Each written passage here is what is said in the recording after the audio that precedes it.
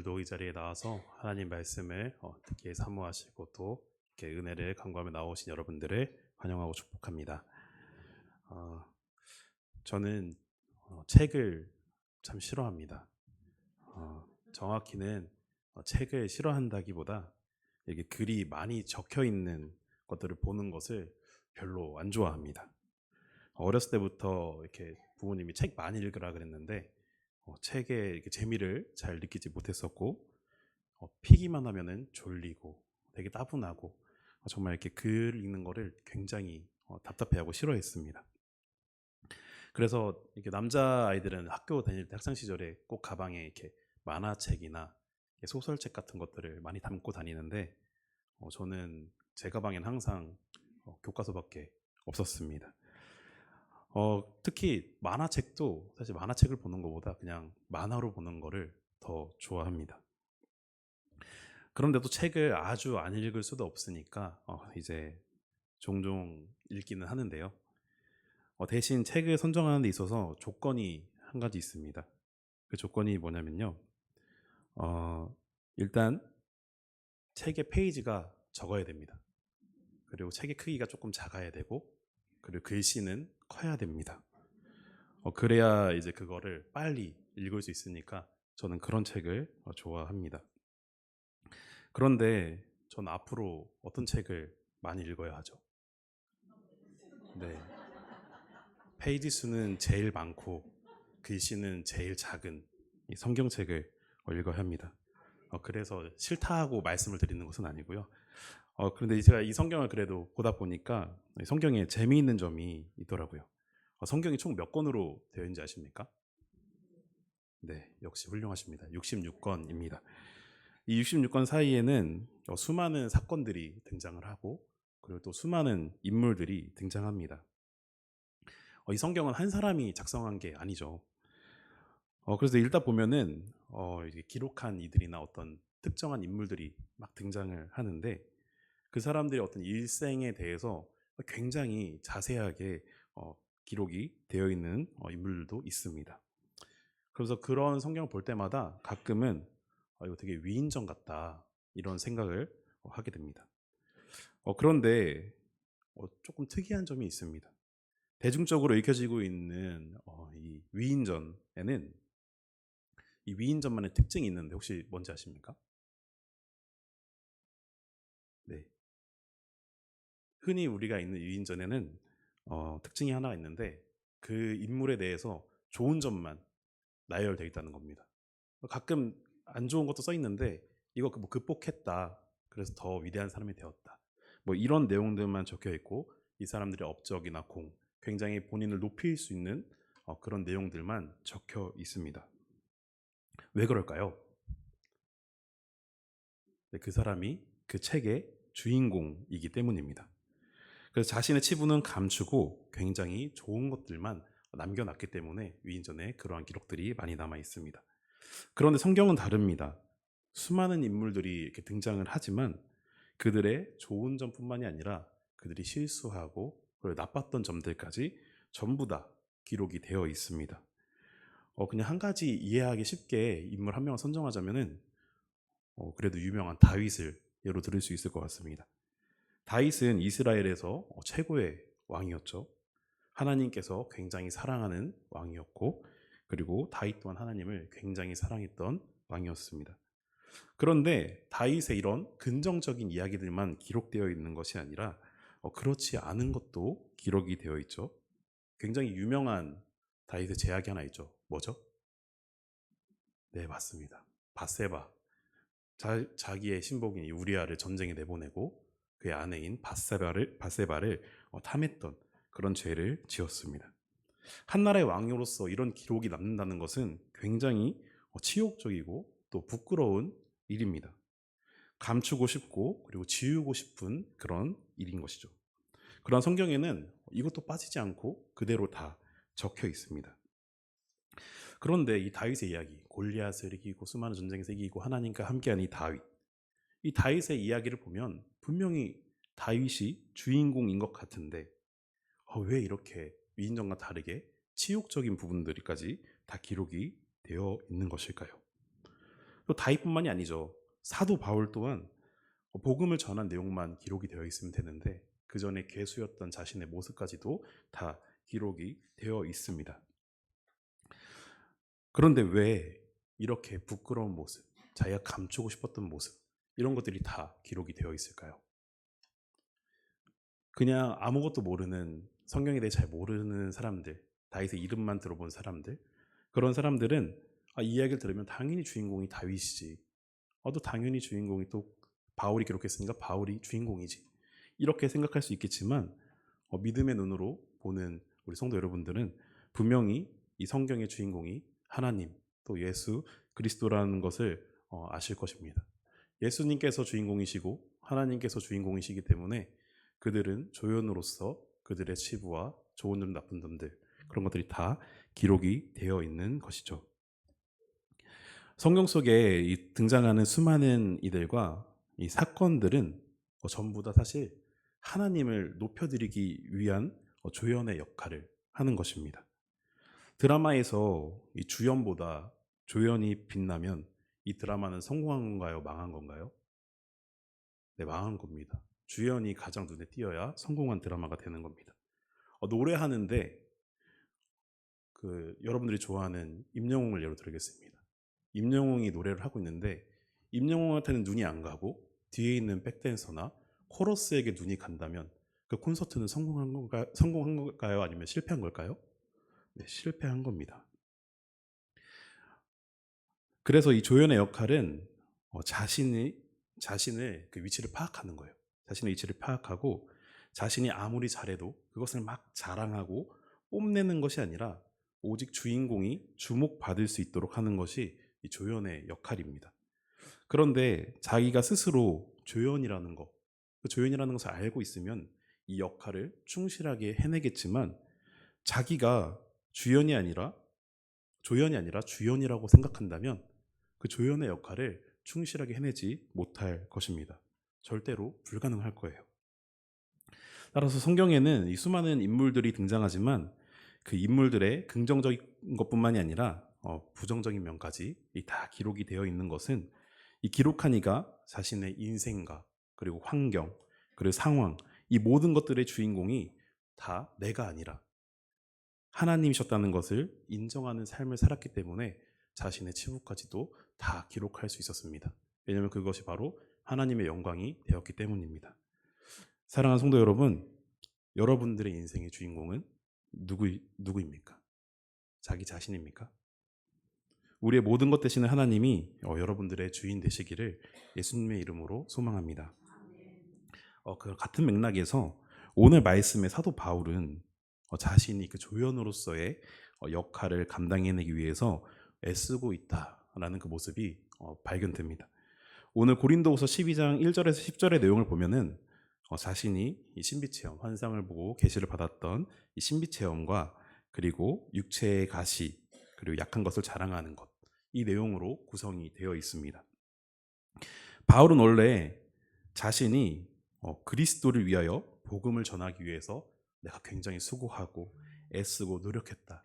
그리고 그 상황들 가운데에 예수님의 사랑을, 그리고 예수님의 그 능력을 마음껏 누렸었다. 이런 자랑은 많이 했었어요. 그런데 자신이 경험한 어떤 계시나 신비 환상, 이런 것들은 내가 이런 거 경험했다, 이런 거 봤다, 이러면서 이런 것들을 증거하는 그런 인물은 아니었습니다. 왜냐하면 바울은 이렇게 신비 체험을 하고 또 이런 영적 체험을 하는 것이 내가 잘나서 경험할 수 있는 것이 아니라 하나님께서 주시는 은혜이기 때문에 이것이 마치 내가 경험한 게 나의 자랑인 것 마냥 말하고 다니는 것이 무익하고 어리석은 짓이라는 것을 아주 잘 알고 있었기 때문입니다. 그런데 이러한 사실을 스스로가 잘 알고 있는 바울이 오늘 말씀을 보면은 자신이 이 3층 천에 올라간 그런 신비 체험을 드러내고 있습니다. 무엇 때문에 이것을 드러냈을까요? 바울은 자기 자랑하는 걸 별로 좋아하지 않아요. 그런데 오늘은 자기가 경험한 것을 자랑하고 있습니다. 무엇 때문에 그랬을까요? 이 고린도 교회에 지도자적 지위를 확보하기 위해서 스스로 사도라고 칭하는 거짓 사도들이 있었습니다. 근데 그 거짓 사도들이 바울의 사도권을 계속해서 공격하고 고린도 교인들을 흔들고 무너지게 하는 것을 더 이상 그대로 둘 수 없었기 때문에 바울이 자기의 이 자기 자랑, 자신이 경험한 것을 자랑하게 되는데요. 바울은 그런 자신의 신비 체험을 자랑하면서 거짓 사도들보다 자기가 이제 영적인 면에서도 더 탁월하다는 것을 증명하기 위해서, 입증하기 위해서 이렇게 부득이하게 자랑을 하고 있습니다. 거짓 사도들과 바울은 똑같이 자신들이 경험한 어떤 신비 체험, 이런 영적 체험을 자랑하고 있는데요. 이들에게는 이 자랑에도 차이가 분명하게 있습니다. 그 차이점이 뭔지 한번 살펴보겠습니다. 먼저 고린도후서 11장 12절 말씀을 보면요, 이렇게 적혀 있습니다. 기회를 찾는 자들이 그 자랑한 일로 우리와 같이 인정받으려는 그 기회를 끊으려 함이라 라고 적혀 있습니다. 거짓 사도들은 이 자신의 체험을 자랑하면서 자신의 유익과 그리고 그리스도의 사도라는 지위를 가지려고 했던 사람들입니다. 즉, 이 사람들은 자신들이 경험한 것을 자랑을 통해서 자신이 높아지기 위해서 굉장히 애썼다는 것이죠. 그러나 바울의 자랑은 거짓 사도들과는 확연한 차이를 보여줍니다. 우리 오늘 2절 말씀을 함께 읽어보도록 하겠습니다. 함께 읽습니다. 내가 그리스도 안에 있는 한 사람을 아노니 그는 14년 전에 셋째 하늘에 이끌려 간 자라. 그가 몸 안에 있었는지 몸 밖에 있었는지 나는 모르거니와 하나님은 아시느니라. 아멘. 혹시 2절 말씀을 보는데 특이한 점을 발견하셨나요? 혹시 특이한 점 발견하셨나요? 분명히 자신이 경험한 체험을 자랑하고 있습니다. 그런데 이것을 3인칭으로 서술하고 있습니다. 나 바울이 이러이러한 경험을 했다가 아니라 내가 한 사람을 알고 있는데 그 사람은 14년 전에 하늘에 이끌려 갔던 사람이다 라고 말하면서 마치 꼭 자신이 경험한 것이 아닌 듯한, 마치 이 신비체험의 당사자를 드러내려고 하지 않으려는 듯한 그런 의도를 가지고 말하고 있다는 것입니다. 그러면서 동시에 이 신비체험을 경험한 사람에게 포커스를 맞추는 것이 아니라 내가 이런 경험했다, 그 사람이 이런 경험했대, 이곳에 포커스를 맞추는 것이 아니라 신비체험을 허락하신 하나님께 포커스를 맞출 수 있도록 지금 전달하고 있다는 것이죠. 이 괄호 안의 내용을 보면 알 수 있는데요, 이렇게 말하고 있습니다. 나는 모르거니와 하나님은 아시느니라. 아멘. 거짓 사도들과는 다르게 자신을 드러내고 자신이 경험한 것을 통해서 나를 높이려는 것이 아니라 자신을 꽁꽁 감추고 있습니다. 자신을 꽁꽁 갖춘 채 이 체험을 세부적으로 다 정확하게 아시는 분은 오직 하나님뿐이라며 하나님을 드러내고 하나님을 높이고 있습니다. 3절에서도 똑같이 말하면서 자신이 이 체험에 대한 스스로 판단할 수 없다는 것을 드러내고 이 체험의 주체가 내가 아니라 하나님이시다라는 것을 거듭해서 강조하고 있죠. 자신의 체험을 자랑하면서도 그 자랑 속에서 자신을 드러내고 자신을 높이는 것이 아니라 하나님을 자랑하고 있는 것을 우리가 발견할 수가 있습니다. 이러한 맥락에서 사도 바울이 이 조연의 역할, 자신이 드러나는 게 아니라 하나님을 드러냄으로써 자신이 이 성경 속에서 조연의 역할을 충실히 해내고 있음을 우리가 알 수 있습니다. 우리 또한 이런 바울의 믿음의 모습을 본받아서 하나님의 이 조연의 역할을 충실하게 해낼 수 있었으면 좋겠습니다. 사소한 것 하나까지도 하나님을 높여드리고 또 자랑하는 저와 여러분이 되시기를 예수님의 이름으로 소망합니다. 그런데 바울이요, 이 자신의 이 체험을 자랑하면서 하나님을 높여드리고 또 사도권을 지키기 위해서 그냥 자신까지 조금 드러냈으면 오히려 더 좋았을 텐데 왜 굳이 3인칭으로 자기를 꽁꽁 감추면서 자랑을 했을까요? 여기에는 두 가지 이유가 있습니다.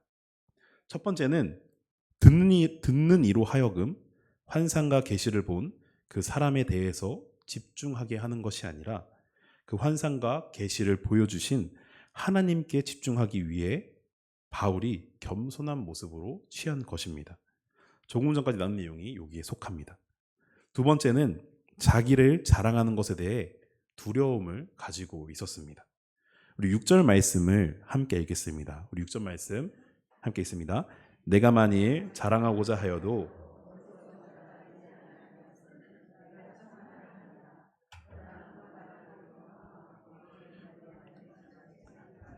두려워하여 그만두노라. 아멘. 바울이 무엇이 두렵다고 말하고 있습니까? 자신이 신비체험에 대해 자랑할 때 이것을 듣는 사람들이 나를 어떻게 바라볼지, 지나치게 생각하지는 않을지, 그게 두려웠다라는 것입니다. 그들의 시선과 생각이 두렵다라는 것인데, 여기서 말하는 그들이 누굴까요? 거짓 사도일까요? 거짓 사도들이 바울의 신비체험을 듣고 나서 바울을 비난할까봐 그것을 염두에 두어서 두려워했을까요? 아닙니다. 바울은 이 거짓 사도들이 아니라 고린도 교인들의 시선이 두려웠던 것입니다. 6절에서 지나치게 생각할까로 이 번역된 부분을 원어로 보면 어떻게 해석이 되어 있냐면요. 나에 대하여 나 자신 이상으로 여길까? 라고 적혀 있습니다. 이것이 의미하는 바가 무엇이겠습니까? 바울의 신비체험을 들은 고린도 교인들이 바울 자신을 같은 인간으로 보는 것이 아니라 인간 이상의 어떤 존재로 이렇게 자신의 지위를 격상시킬지도 모른다는 그 우려 때문에 그 동시에 자신이 또 원하지 않았지만, 자기가 높아지기를 원하지 않았지만 이 체험을 자랑하면서 하나님의 영광이 가려지고 자신이 높여질까봐 그것을 두려워했던 것입니다. 7절 말씀을 보면 조금 더 자세히 알 수 있는 대목이 있는데요. 우리 7절 앞부분을 보면요. 어떻게 적혀 있냐면 너무 자만하지 않게 하시려고 라고 적혀 있습니다. 여기서 사용된 이 너무 자만하게 하지 않게 하시려고에 사용된 어떤 특별한 한 가지 단어가 있습니다. 바로 휘페라이로라는 단어인데요. 이 휘페라이로라는 단어는 신약 성경에서 딱 두 번 사용됐습니다. 오늘 이 고린도 후서 말씀에서 한 번 사용이 되었고요. 그리고 데살로니가 후서 2장 4절에서 한 번 더 쓰였습니다.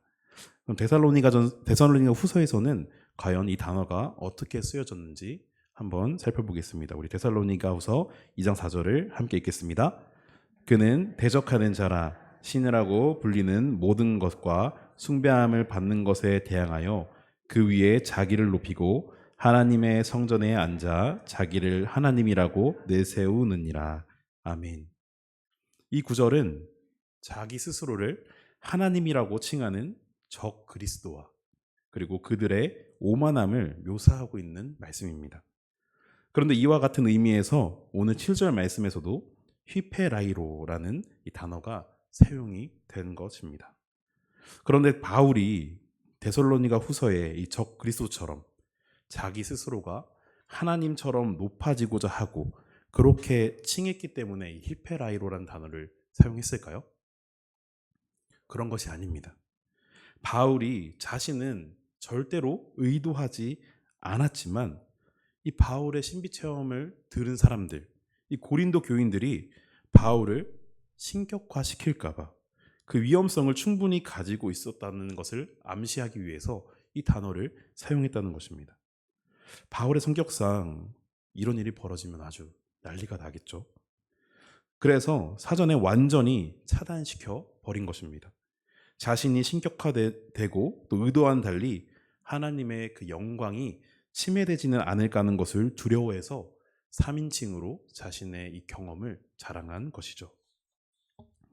사도 바울이 자신의 유익, 자신의 지금 사도권이 위험받고 있기 때문에 내가 이런 거 경험했다, 나 다르다, 나 영적으로 뛰어나다 이렇게 자랑하면서 자신의 유익을 챙긴 것이 아니라 하나님의 영광을 가장 우선순위로 생각했고 또 고린도 교회의 건전한 이 덕을 먼저 생각했던 정말 참 지혜롭고 겸손한 그리스도의 참 사도였음을 알 수 있는 말씀입니다.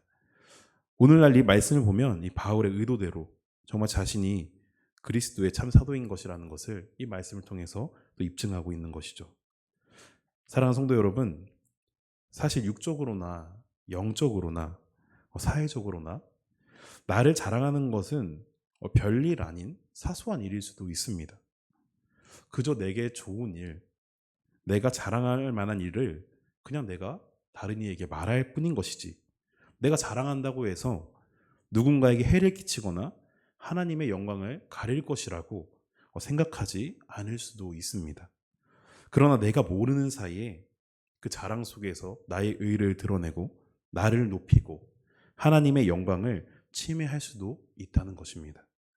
그래서 사도 바울은 내가 사소한 자랑을 한번 하더라도 결코 이게 사소한 것이 아니라고 생각하고 더욱 예민하게 바라보고 더욱더 민감하게 반응한 것입니다. 우리에게도 이런 예민함과 민감함이 있기를 소망합니다. 우리의 삶 가운데 사소한 것 하나라도 나보다 하나님을 먼저 우선순위에 두고 고민하시는 저와 여러분이 되기를 소망합니다. 우리 7절 말씀을 다시 한번 보도록 하겠습니다. 오늘 말씀 7절 말씀 함께 읽겠습니다. 여러 계시를 받은 것이 지극히 크므로 너무 자만하지 않게 하시려고 내 육체의 가시 곧 사탄의 사자를 주셨으니 이는 나를 쳐서 너무 자만하지 않게 하려 하심이라. 아멘. 바울은 자기 자신이 경험했던 환상 체험과 이 계시를 자랑하고 나서 그 이후에 육체의 가시를 받았다라고 오늘 말하고 있습니다. 이 육체의 가시가 정확히 뭔지는 우리가 알 수 없습니다. 여러 가지 추측이 있지만 신학자들은 육체의 가시를 크게 두 가지로 봅니다.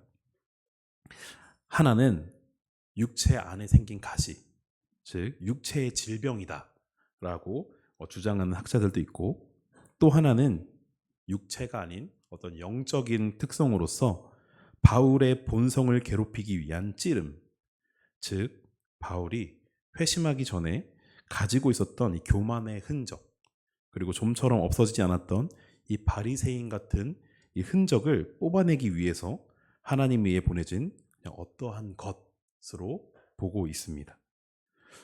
또 한 학자는 이 어떠한 것을 바울에게 계속해서 모욕을 주고 또 괴롭게 하는 유대인들의 박해가 육체의 가시일 것이다 라고 말하기도 합니다. 그러나 지금까지 제가 말씀드린 것은 다 그냥 가설이고 추측일 뿐입니다. 육체의 가시가 무엇인지는 하나님과 그 바울 그리고 그 시대에 살았던 사람들만 알겠죠. 그래도 혹시나 이 육체의 가시가 무엇일까 궁금해하시는 분들이 계실까봐 이렇게 학자들의 몇 가지 견해를 말씀드렸지만, 어떤 것이 맞냐, 어떤 것이 틀리냐, 육체의 가시가 무엇이냐를 이렇게 정의하는 것이 중요한 것이 아닙니다. 바울의 육체의 가시가 무엇인지 사실 우리에게 뭐가 그렇게 중요하겠습니까?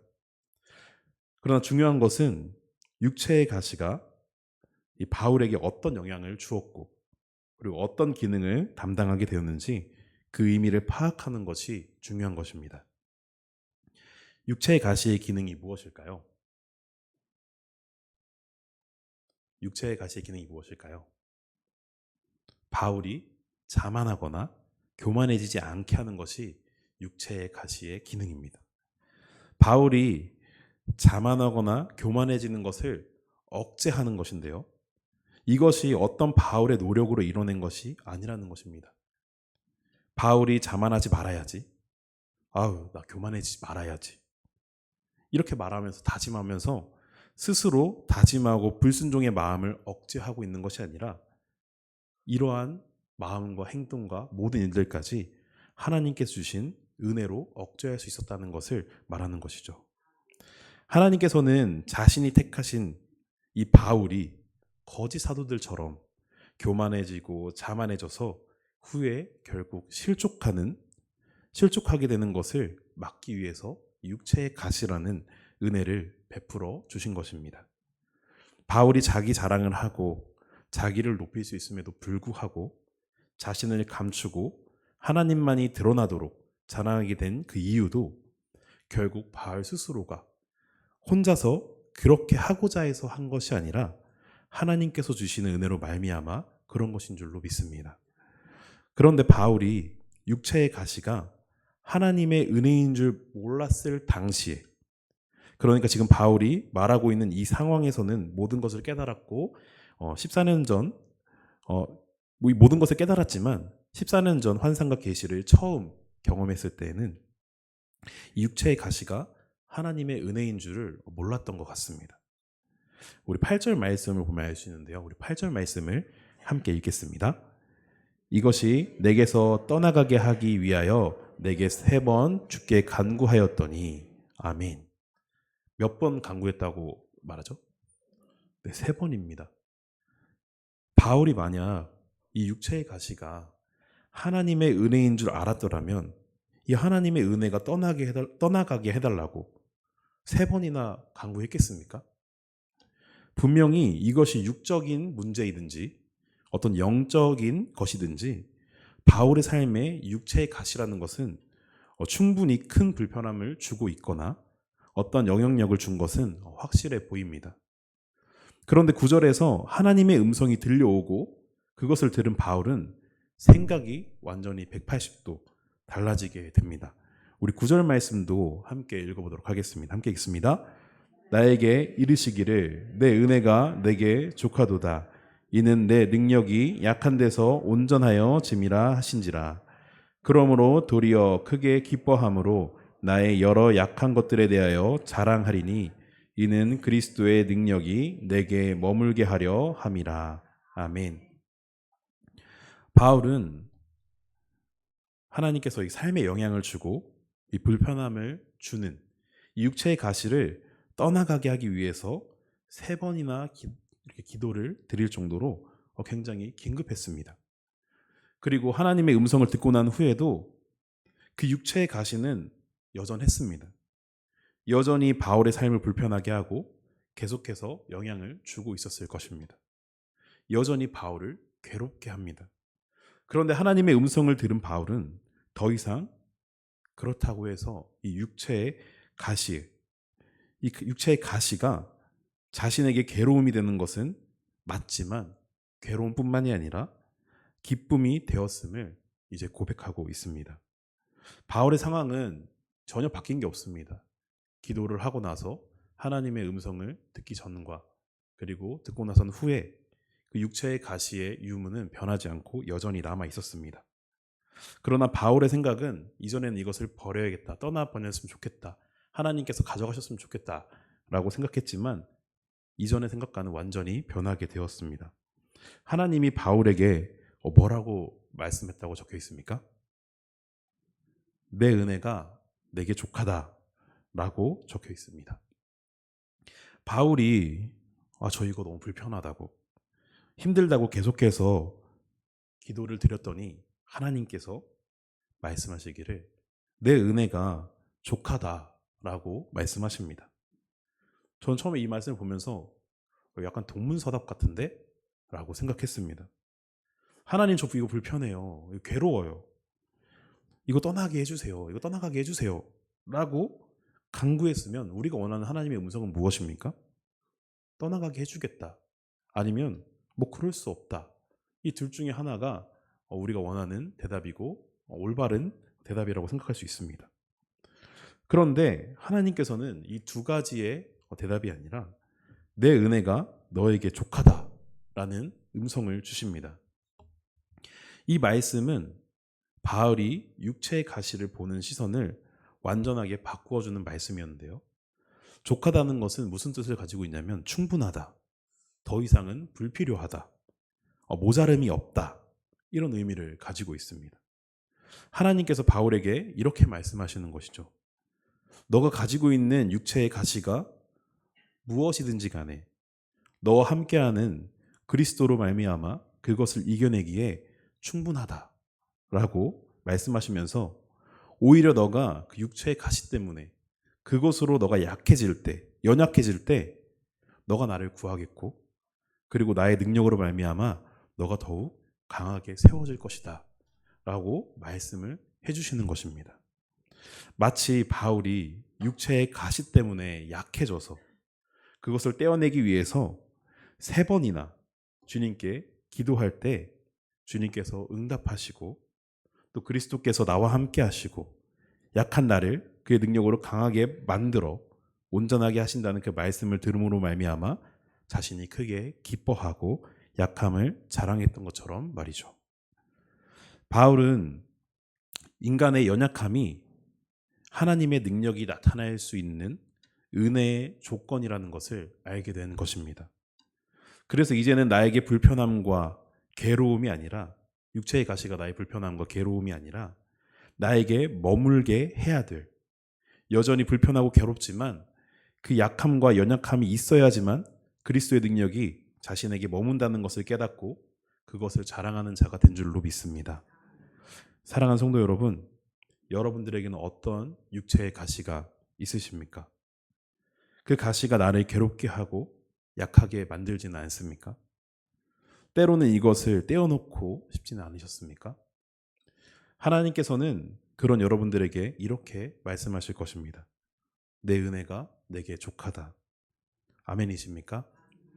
하나님께서는 이런 우리의 약함을 통해 주님의 은혜에 머물게 하시고 주님의 능력이 온전하게 하실 줄로 믿는 저와 여러분이 되시기를 예수님의 이름으로 소망합니다.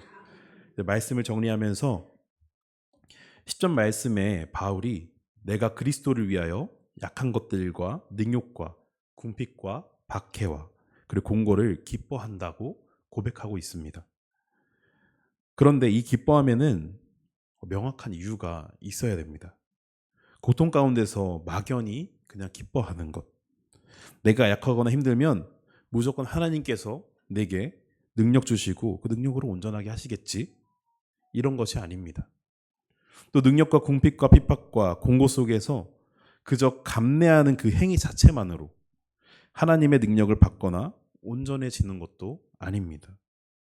앞서 말한 모든 상황 속에서 기뻐하는 것이 그 이유가 그리스도를 위한 것일 때 그 가치가 있고 그것을 통해 하나님의 능력이 머물게 되는 것입니다. 제가 처음 시작할 때 책을 잘 안 읽는다고 했는데요. 최근에 책을 한 권 읽었습니다. 바로 신비의 책 성서라는 책이었습니다. 이 책에서 오늘 함께 나누는 같은 본문의 말씀을 가지고 이 바울의 이러한 모습을 바울의 약함의 신학이라고 부르더라고요. 그래서 바울의 약함의 신학에 대해서 이렇게 말합니다. 바울이 그리스도를 위하여 그가 수고하고 땀 흘리며 겪는 일상의 삶의 어려움과 고통을 기뻐한다.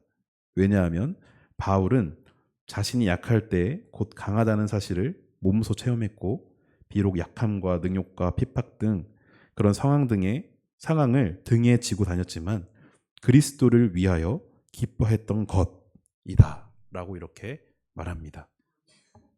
바울은 내게 유익이 되고 바울 자신을 높일 수 있는 것을 자랑한 것이 아니라 약함을 자랑하되 그 약함 속에서 능력 주시며 강하게 하시는 그리스도로 말미암아 자신이 믿음으로 승리하는 삶을 살아내고 있음을 자랑하며 이것을 기뻐한다라고 말하고 있는 것입니다. 그렇기 때문에 바울에게 있어서 약함은 자랑이었습니다. 사랑하는 성도 여러분, 우리 또한 약함을 자랑하는 믿음의 성도가 되기를 소망합니다. 이런 고백 평소에 많이 하시지 않으셨습니까? 제가 너무 연약해서 오늘도 넘어졌습니다. 오늘도 무너졌습니다. 제가 너무 연약하고 약해서 오늘도 또 쓰러졌습니다. 이런 고백을 정말 많이 합니다. 그러나 이제는 이러한 고백은 뒤로 하고 내가 약하고 연약하여 넘어지고 무너지고 쓰러지고 좌절할 뻔했지만 나와 함께 하시며 능력 주시는 그리스도께서 함께 하시기에 이런 것들은 아무 문제가 되지 않았습니다. 라고 고백하는 저와 여러분이 되시기를 소망합니다. 더 나아가서 사도 바울에게 있어서 약함은 그리스도께서 함께 하신다라는 표징이었습니다.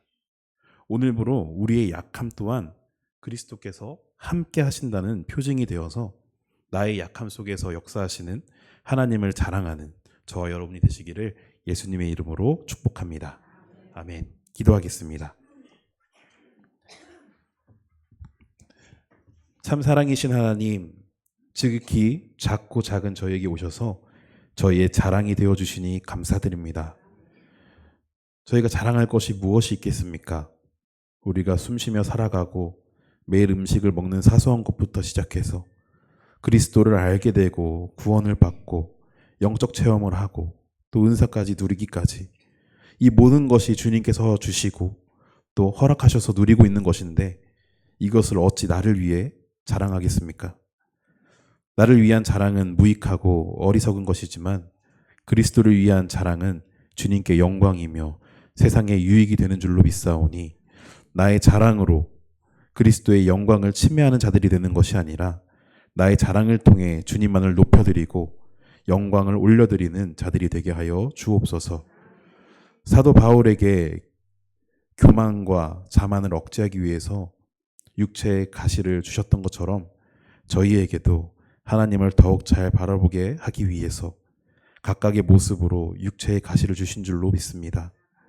육체의 가시는 우리를 괴롭게 하고 또 힘들게 하고 불편하게 만들지만 이러한 약함을 통해서 주님의 능력이 온전해진다고 말씀하셨으니 더 이상 육체의 가시를 불편한 것으로 여기지 않고 기쁨으로 여기는 자들이 되게 하여 주옵소서.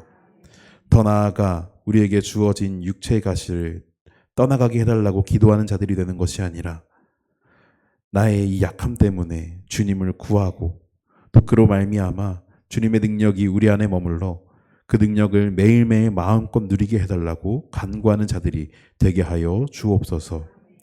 그저 약한 우리의 모습이 그리고 그 모습을 자랑하는 것이 아니라 약함 속에서도 우리를 강하게 세우시며 역사하시는 그리스도가 우리의 자랑임을 고백하는 주님의 참된 백성이 되기를 원하오며 살아계신 예수 그리스도의 이름으로 기도합니다. 아멘.